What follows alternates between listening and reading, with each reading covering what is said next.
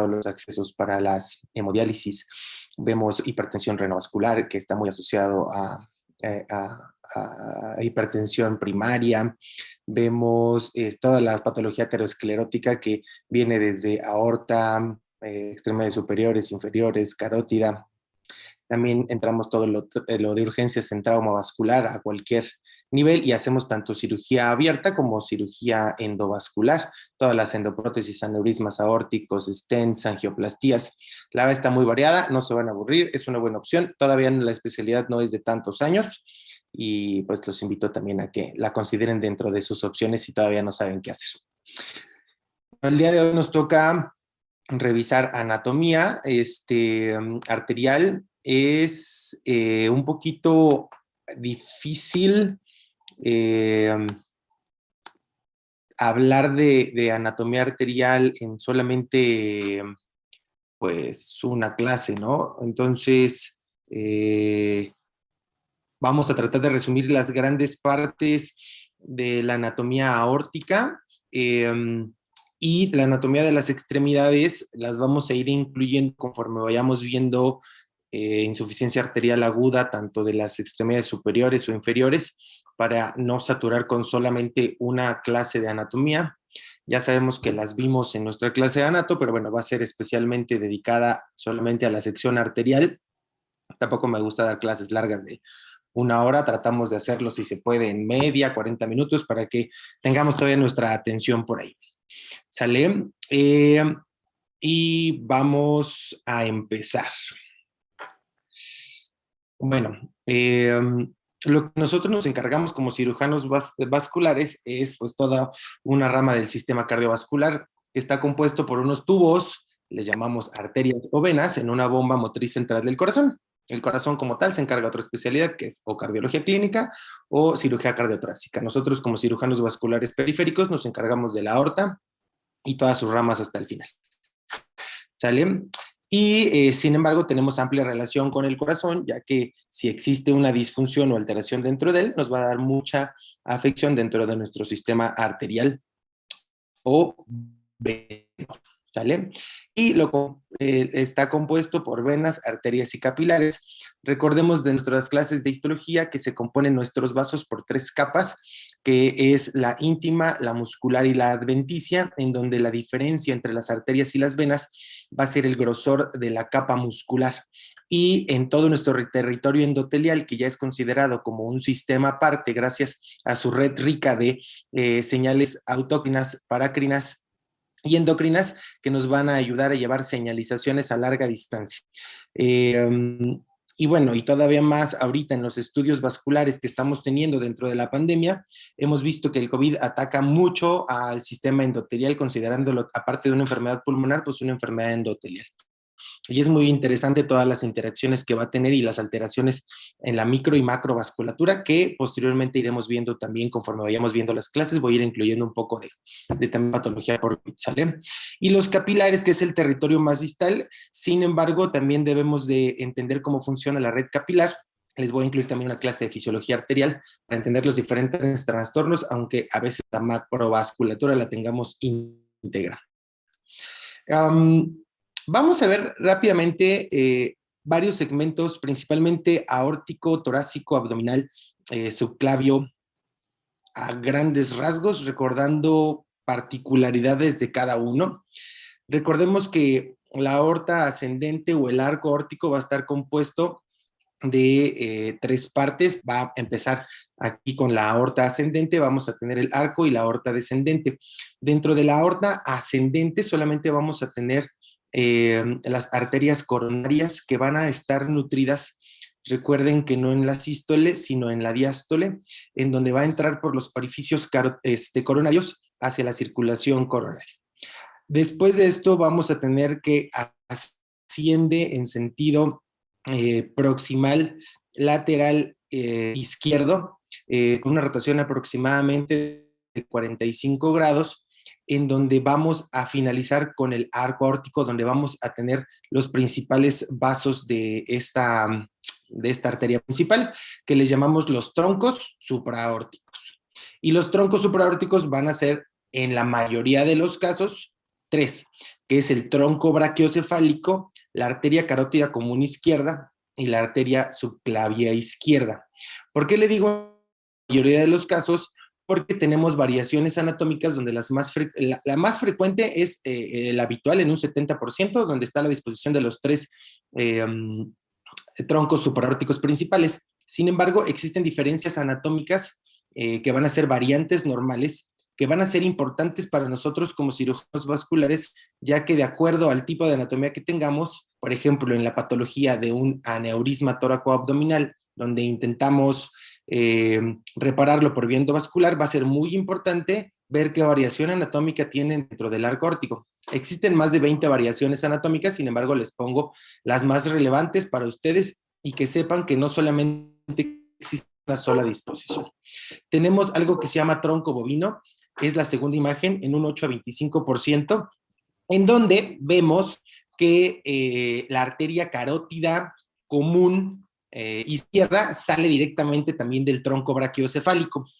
Entonces, este tronco va a tener las dos carótidas y también el origen de la arteria subclavia. Esto es importante ya que de acuerdo al nivel de fijación de nosotros pongamos nuestra endoprótesis, recuerden que una endoprótesis es un stent grandote donde va a fijar, está recubierto y yo puedo tapar la circulación de una carótida y eso es importante porque puede ocasionarle eventos vasculares cerebrales a nuestro paciente.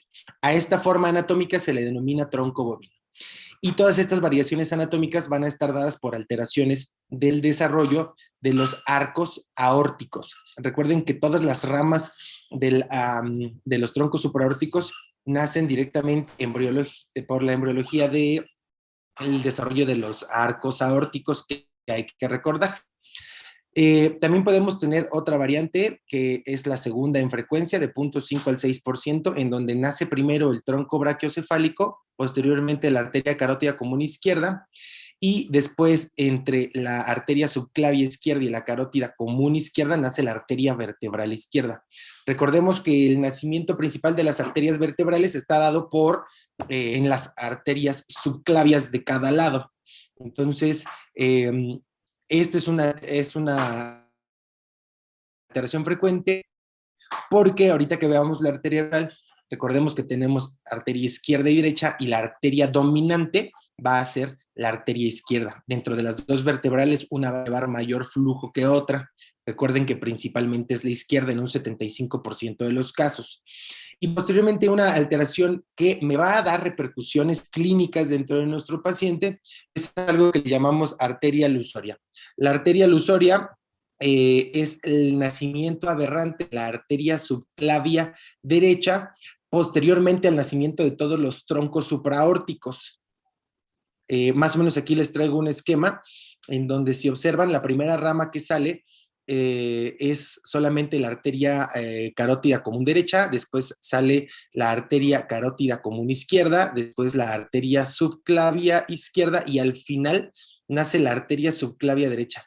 Esta está dada por una involución anormal del cuarto arco aórtico derecho, así como de la porción porción de la aorta dorsal, en donde no van a tener una involución como normalmente se hace, entonces se va a quedar pegada directamente a la aorta dorsal y en el momento en que quiere tomar su camino hacia el brazo derecho, este va a dar una vuelta y se va a encontrar en posición retroesofágica o puede estar entre la tráquea y el esófago o anterior a la tráquea. Lo más común es que se encuentre en posición retroesofágica y eso al momento del desarrollo nos va a causar disfagia en nuestro paciente. Le llamamos una disfagia alusoria ya que realmente no es una alteración de la motilidad esofágica o una alteración anatómica esofágica, sino es una alteración compresiva y debe estar dentro de nuestro repertorio de diagnósticos diferenciales para nuestro paciente con disfagia. Obviamente vamos a atender primero todas las causas más comunes de disfagia y esto como un diagnóstico diferencial y solamente son variaciones anatómicas. No vamos a hablar de todo el desarrollo embriológico, se los pongo como recordatorio si lo quieren repasar. Ahora, terminando estos troncos principales, vamos a ver las ramas que principalmente da la aorta torácica. Una vez que terminamos el nacimiento de la arteria subclavia izquierda inicia la aorta descendente o aorta torácica, en donde vamos a encontrar, vamos a dividir siempre los ramos de nuestras arterias en ramos parietales y en ramos viscerales. Los ramos parietales van a ser las arterias frénicas superiores y los 9 últimos pares de arterias intercostales posteriores. Acuérdense que las primeras 3 arterias, de 2 a 3 arterias intercostales, van a estar dadas por la arteria intercostal magna, que es una rama directa de la subclavia. Ajá, entonces acuérdense que a partir de los últimos 9 pares sí salen de la aorta torácica, pero los primeros 2 a 3 nacen de la arteria torácica magna para diferenciar orígenes arteriales. Y también vamos a tener irrigación a nuestras vísceras torácicas, vamos a tener ramas pericárdicas, mediastínicas, y las principales arterias broncales y arterias esofágicas. Las arterias bronquiales de 1 a 4 pares y esofágicas de 4 a 5 ramas. Estas van a ser variables, realmente con que ustedes sepan que tenemos ramas bronquiales y ramas esofágicas, es suficiente. Recuerden que el pulmón también tiene una irrigación tanto por la arteria pulmonar como por las arterias bronquiales. No hay tanta relevancia clínica dentro de nuestra aorta torácica, sin embargo, hay un nacimiento, ¿se acuerdan que estas arterias intercostales posteriores se van a dividir en la arteria intercostal propia y van a dar ramos espinales que van a penetrar directamente a la médula espinal?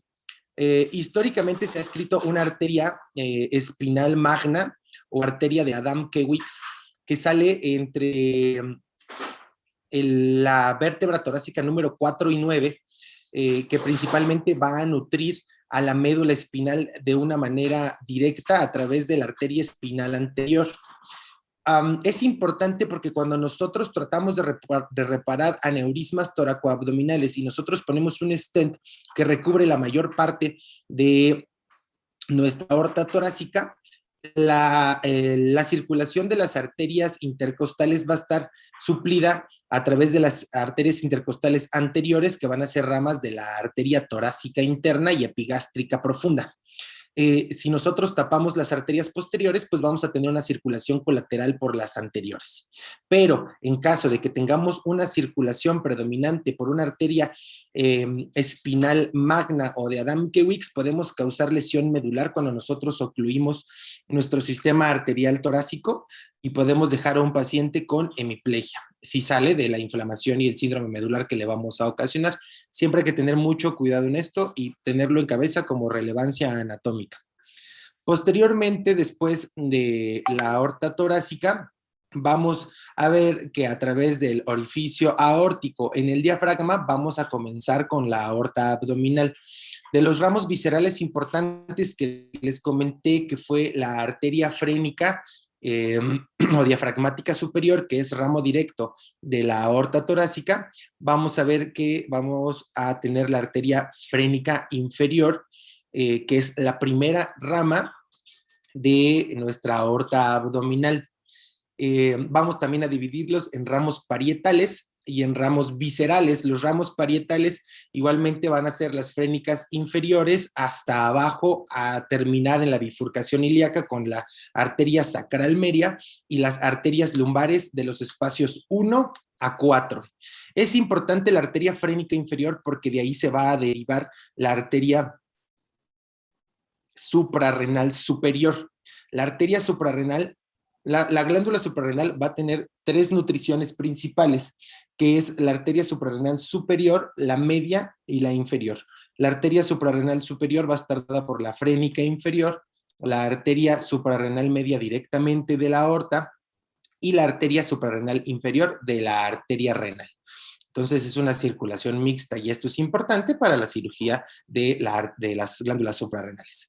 Posteriormente vamos a encontrar las ramas viscerales, que es el tronco celíaco, la arteria mesentérica superior, la arteria mesentérica inferior, las arterias gonadales y como ramas terminales las arterias ilíacas comunes.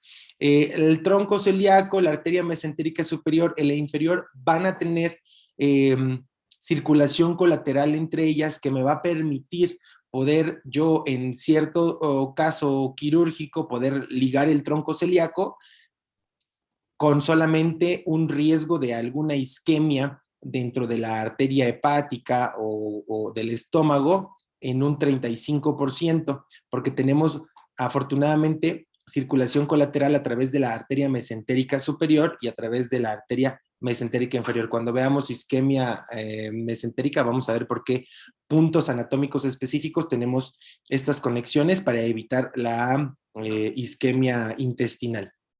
Con que me recuerden estas ramas principales, estamos bien. Ahora, ya terminamos de ver lo que es las ramas aórticas. Vamos a ver principalmente ahorita las ramas de los troncos supraórticos que vimos de inicio.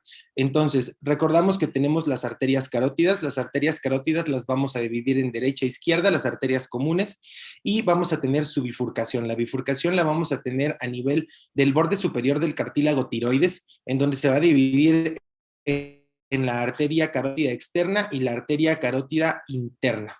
Recuerden que la arteria carótida externa se va a diferenciar porque es un sistema de alta resistencia, ya que no cuenta con la barrera hematoencefálica. La carótida interna, como forma parte ya al final de la barrera hematoencefálica, son sistemas de baja resistencia, y eso va a ser importante al momento en que nosotros analicemos a través de ultrasonografía los espectros Doppler que nosotros podemos ver, y esto lo vamos a ver también en enfermedad carotídea. Entonces, como característica especial, la carótida interna vamos a tener que inicia en un bulbo carotidio, hacer una dilatación del inicio de la arteria carótida, donde vamos a presentar tanto quimioreceptores como receptores de presión, varoreceptores que nos van a ayudar a mantener en nuestra presión arterial dentro de parámetros normales.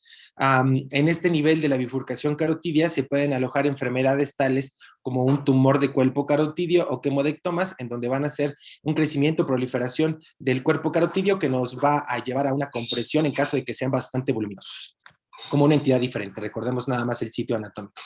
Ahora, la carótida interna la vamos a dividir en varias porciones.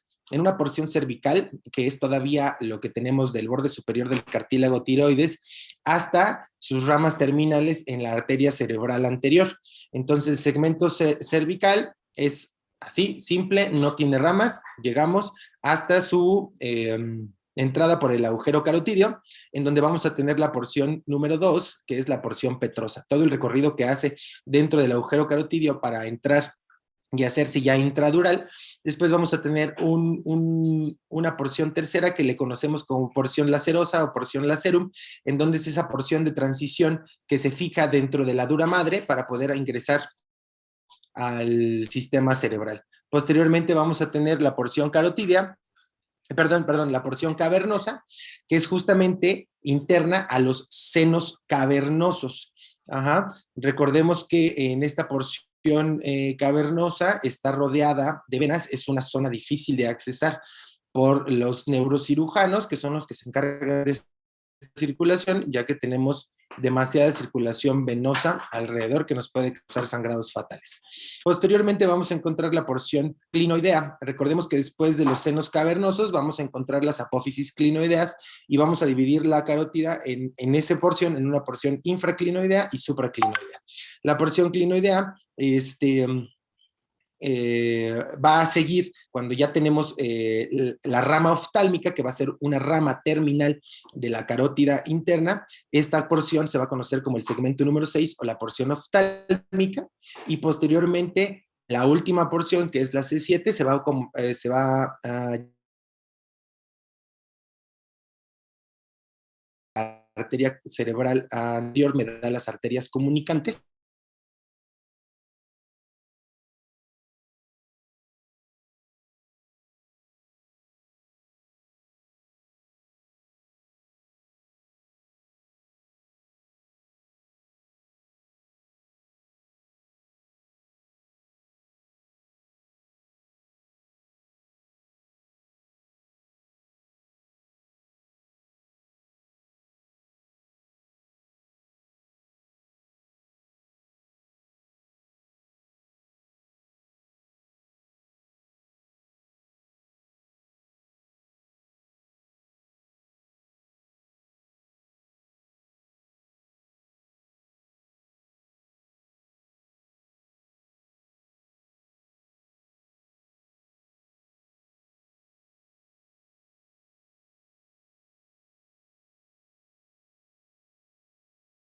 Recuerden que la tiroidea inferior viene del tronco tirocervical, que esa es una rama de la subclavia.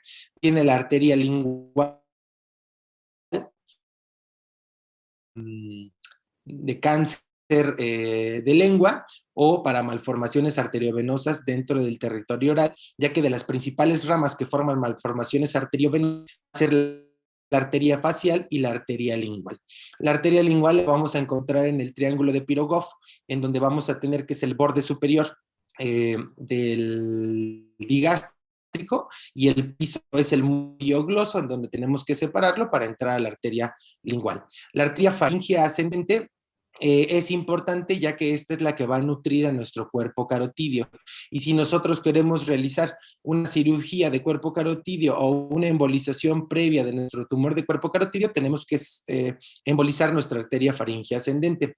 Posteriormente tenemos la arteria facial, ya que la nutre a los de la cara, la arteria occipital, la arteria auricular posterior, la arteria maxilar interna y la arteria temporal. Únicamente la temporal tenemos que tener en cuenta, ya que en cefaleas crónicas en adultos de más de 80 años podemos realizar a través de una biopsia el diagnóstico de una arteritis de células gigantes, que es una vasculitis de medianos y grandes vasos. La arteria maxilar interna también es importante, ya que a través de esta generamos varias conexiones de la circulación intra a extracerebral. Entonces, cualquier patología que nos llegue a dar en la arteria maxilar interna puede llegar a tener síntomas cerebrales. La arteria occipital, realmente de relevancia clínica, no tengo tanto, nada más que para los abordajes mastoideos de la cirugía de otorrinolaringología, e igual que la auricular posterior. Entonces, acuérdense, esas son las ramas, ahí les dejo esa mnemotecnia, por si se la quieren aprender. Eh, Después de las arterias carótidas, recordemos que la segunda porción de nuestra circulación posterior del cerebro va a ser la arteria vertebral. En la arteria vertebral vamos a tener una predominancia izquierda, como vemos ahí en la angioresonancia. Vemos cómo sale a nivel de las arterias subclavias y vemos la porción ascendente más gruesa. Si ven hasta arribita, ahí por donde está el polígono de Willis, la porción izquierda es mucho más significativa que la porción derecha. Y estas pueden no anastomosarse para formar la arteria basilar en un 10 a 15%. Entonces debemos de tener consideración cuando nosotros queremos hacer cirugía carotidia, en donde vamos a realizar clipajes para cortar el flujo momentáneo, si nuestra arteria vertebral de ese lado es completa o incompleta, al igual que para hacer abordajes vertebrales. Entonces recuerden que la predominancia izquierda está en un 75%, la derecha va a ser en un 20% y la predominancia bilateral solamente va a ser en un 5%. Nuestra arteria vertebral va a estar dividida en varias porciones, al igual que nuestra arteria carótida, en la porción B1, B2, B3 y B4. La arteria B1 es la porción torácica, cuando sale de la arteria subclavia. La arteria B2 va a ser cuando se introduce a nivel de los agujeros vertebrales. Recuerden que es diferente el ingreso de la porción derecha a la porción izquierda. Vamos a entrar a nivel del agujero vertebral número 4 o del agujero vertebral número 3. Ajá. La porción B2, la porción foraminal, realmente solamente va a dar ramas espinales. La porción B1 no me va a dar ramas. La porción B3 es una porción móvil, ya que llega a salir de los agujeros vertebrales, se llama porción atloaxoidea, y esta porción es móvil y es la porción que más se daña por degeneración ateroesclerótica. Y esta nos puede estar dando embolismos a la circulación posterior. Y después ya va a venir la porción intradural, que es donde ya penetra a la clinoides del cráneo para anastomosarse con la contralateral y formar la arteria basilar. Todo esto nos va a dar la rica circulación del cerebro que le llamamos nosotros polígono de Willis, que va a estar íntegro en todas sus ramas, con todas sus comunicaciones, solamente en un 65% de las personas. Todas las demás van a tener alguna alteración que va a hacer que su polígono de Willis esté incompleto. Entonces recuerden, de abajo hacia arriba vienen las arterias vertebrales, se van a juntar en la arteria basilar, donde van a dar estas ramas, que es la arteria laberíntica, vamos a dar la arteria cerebelar inferior y vamos a dar la arteria cerebelar superior. La arteria cerebral inferior es importante porque van a dar las ramas de la arteria espinal posterior. Cualquier lesión que tengamos a ese nivel, también podemos tener lesión medular. Y las ramas terminales de la arteria basilar van a ser las arterias cerebrales posteriores. De las arterias cerebrales posteriores van a nacer las arterias comunicantes posteriores que van a llegar a juntarse con la arteria cerebral media, que ya son ramas de la carótida interna, y de ahí van a dar las arterias cerebrales anteriores y al final solamente una unión con la arteria comunicante anterior. Este es un polígono de Willis completo, recuérdenlo, todo esto siempre es cosa preguntable de examen, ténganlo en mente. Ahora, vamos con los ramos principales de la arteria subclavia. La arteria subclavia, la derecha va a ser rama del tronco brachiocefálico, la izquierda va a ser rama directamente de la aorta, pero las porciones van a ser similares entre los dos, tanto izquierda como derecha, y van a estar divididas en 3 porciones de acuerdo a la porción del músculo escaleno anterior. ¿Vale? No, escúchalo. Van a ser partidas por el músculo escaleno anterior en 3 porciones, en una porción medial, en una porción media y en una porción lateral. La primera porción, que es la porción medial, que está sobre la cara interna del músculo escaleno anterior, va a ser la arteria torácica interna o mamaria interna. Esta va a tener relevancia anatómica, ya que cuando nosotros queramos hacer algún bypass coronario para la patología aterosclerótica coronaria, esta nos va a dar una buena herramienta como un conducto autólogo para realizar estos puentes. Es importante siempre conservarlas.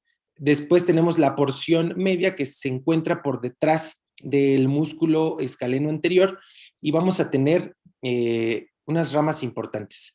La primera rama es el tronco tirocervical o tiro cérvico escapular, en donde vamos a tener varias ramas para nutrir tanto a la circulación escapular como a las vísceras del cuello. Entonces el tronco tirocervical va a soltar primero una rama que es descendente y se va a tomar una dirección lateral que va a ser la arteria supraescapular. Cuando veamos insuficiencia arterial vamos a ver por qué es importante, ya que le va a dar circulación colateral a nuestra extremidad superior. Después vamos a tener la rama que es la arteria transversa del cuello, que también me va a dar una circulación colateral dentro de la escápula. Y para finalizar del tronco tirobicérvico escapular, pues la arteria tiroidea inferior. Recuerden que la tiroidea superior viene de la carótida externa. Por eso es tronco tirobicérvico escapular, porque da las arterias de la supraescapular, las cervicales, tanto ascendente como transversa, y la arteria tiroidea inferior. Después de esto vamos a tener dentro de la segunda porción que está atrás del escaleno, la arteria vertebral. Esta ya recordamos cuál es la importancia, ya que le va a dar toda la circulación posterior al cerebro. Y después en la porción lateral, que va a ser de la cara lateral del músculo escaleno anterior, vamos a tener la arteria o el tronco costo cervical, en donde me va a dar principalmente la arteria intercostal suprema o arteria intercostal magna, que me va a dar la primera arteria intercostal y la segunda arteria intercostal, algunos hasta la tercera arteria.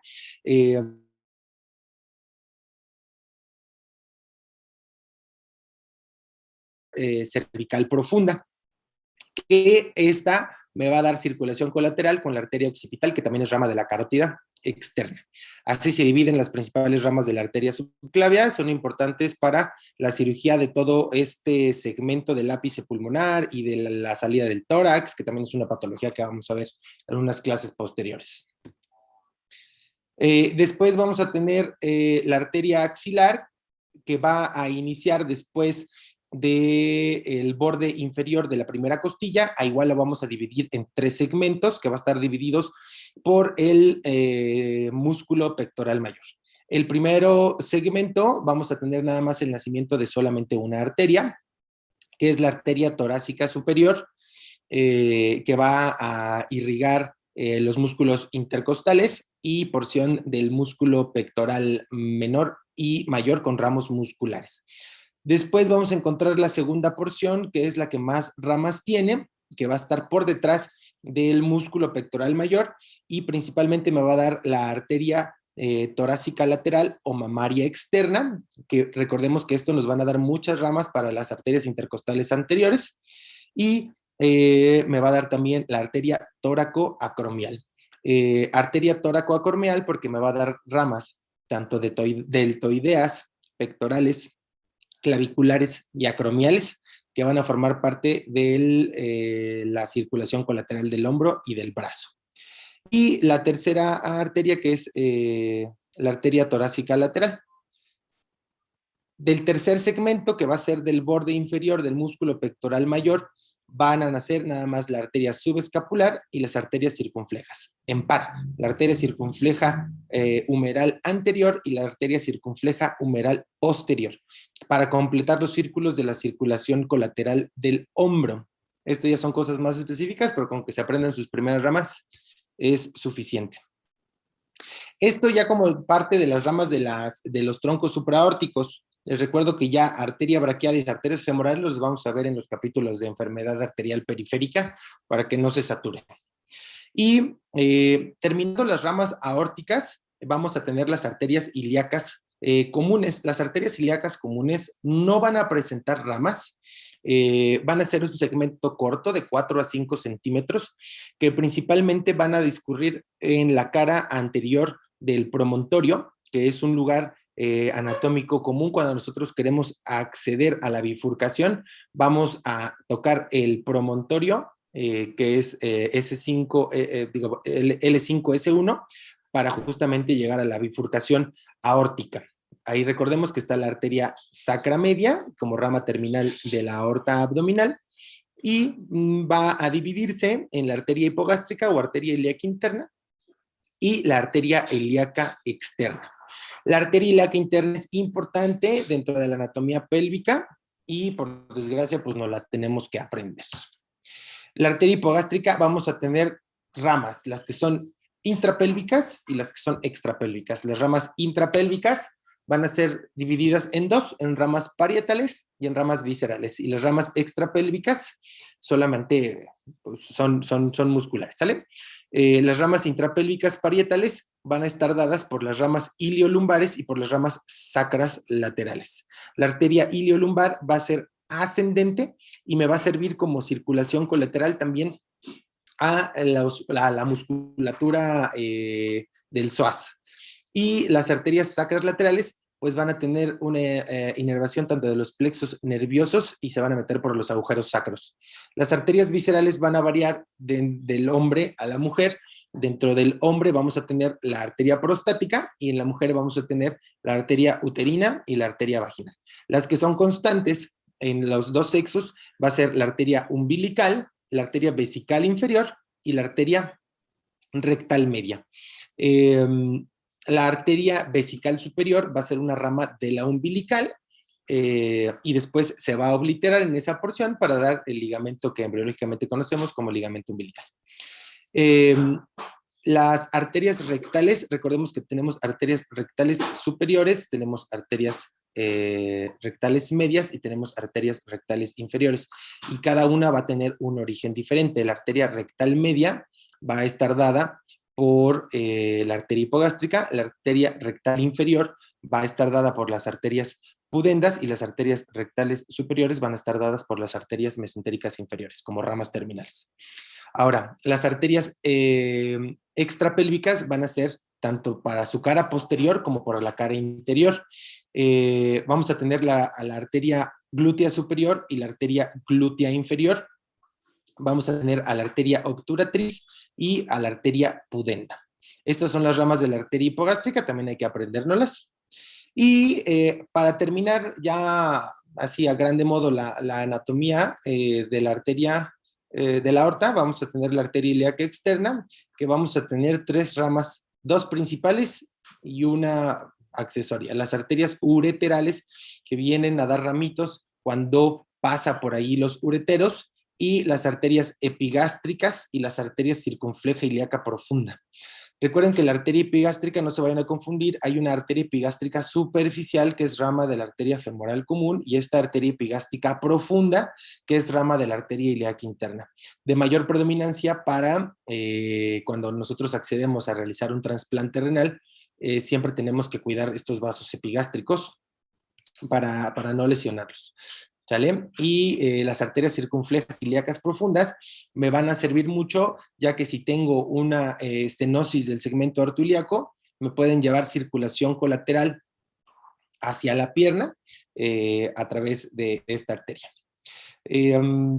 A grandes rasgos, esta es la anatomía arterial que les quería presentar el día de hoy, ya que las otras las vamos a ir abordando de acuerdo al segmento específico que vamos tratando. Está un poquito revuelto, pero no sé si tengan alguna duda de lo que les explique. No, doctor. No, doctor. Todas estas presentaciones, si gustan, se las dejo con la doctora Gaby. Todo lo que vayamos haciendo lo formamos como material. Y me gustaría también pasarles material para que puedan estudiar para su parcial, ya que obviamente pues no vamos a escupir toda la información dentro de una diapositiva, vamos así a grandes escalas, pero pues sí son materia de pregunta de examen. Entonces, para no tener confusión de dónde estudiar, yo les hago llegar el material con Gaby para que las preguntas de anatomía pues tengan de dónde leerlas. Como tal, no vamos a agarrar el Quirós para leer todo esto. Ya dentro de los libros de Angio vienen segmentos específicos de anatomía específica por zonas, donde nos echan toda la letanía de relaciones posteriores, anteriores, bla, bla, bla, para que nos aprendamos principalmente nada más las ramas que queremos. ¿Sale? Doctor, de Doctora hecho, Gaby, no sé si un quiere correo añadir algo más. grupal. Doctor, le iba a comentar que de hecho tenemos un correo grupal. No sé si guste mandar ahí la información. Sí, claro. Mire, también anoten mi teléfono. ¿Quién es la jefa de ustedes o jefe o jefo? Fabiola Luna. O si quieres se los mando yo por WhatsApp. Les voy a dejar aquí en el chat mi teléfono. Ok, aquí les dejé, mire, mi número, para que lo tengan guardado. Para cualquier duda también que tengan, con todo gusto me la pueden hacer llegar. Y ahorita la doctora Gaby me manda el correo de ustedes y yo les hago llegar la información, ¿sale? Gracias, doctor. De las Muchísimas bibliografías que les gracias. recomiendo, de las ¿Mande? bibliografías que les recomiendo para que estudien los temas, por ejemplo, mañana nos toca insuficiencia arterial aguda. Nuestro libro base es algo que se llama Rutherford. Ajá. Ahí se los escribí también en el chat. Es un libro como tal de especialidad que viene dividido en varios tipos, ¿no? Tratamiento de la insuficiencia arterial aguda, endovascular, abierto.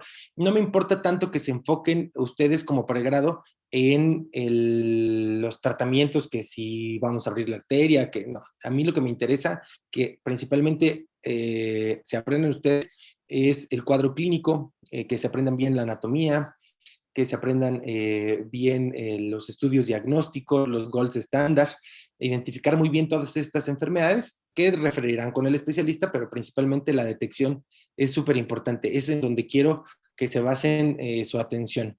Les dejo esa bibliografía que es el Rutherford. También el Schwartz tiene bastante bien resumido también estas partes, también lo podemos utilizar. Pero bueno, yo les haré llegar también la bibliografía para que ustedes puedan estudiar. ¿Sale? Muchas gracias, doctor. Gracias a ustedes. Quedo al pendiente. Doctora Gaby, ¿algo más?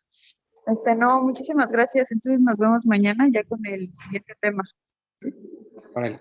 Nos vemos Gracias. mañana. Gracias. Muchas gracias. Gracias, doctor. Gracias, doctor.